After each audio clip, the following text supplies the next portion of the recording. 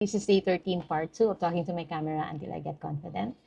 My name is Mommy G. I'm a work from home mom in my 40s, and I just want to share some of the products that I've been using to take care of myself. Number one is my melatonin gummies with collagen. I've been using this for 3 months now and nagustuhan ko ang effect. Noon nung wala akong tinitake na melatonin, 5 a.m. natatapos ang shift ko pero 7 a.m. nagising pa. I'm nagtatake ako nito 30 minutes to 1 hour before my sleep time. 30 minutes after, tulog na ako. So as a night shift mom, very important sa atin ang sleep, right? And then, of course, my skincare products. This is my toner.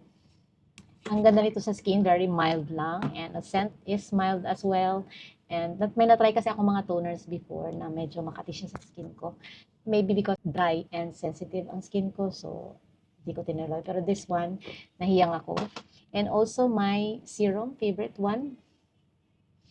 Ang ganda din ito sa skin kasi na-lighten niya yung aking melasma here. And masarap siya sa pakiramdam after. Nakaka-relax. And of course, my favorite, Dr. Althea 345 cream. Ang ganda nito. Third tube ko na to. And ang nagustuhan ko sa kanya kasi hindi siya oily sa skin. Dati ang ginagamit ko as moisturizer, Physiogel, pero ang hindi ko nagustuhan kapag lumalabas ako, nagiging oily ang face ko and sticky. Pero this one, hindi. Maganda siya sa skin. And of course, bago ako lumalabas, always talaga ako naglalagay ng sunscreen.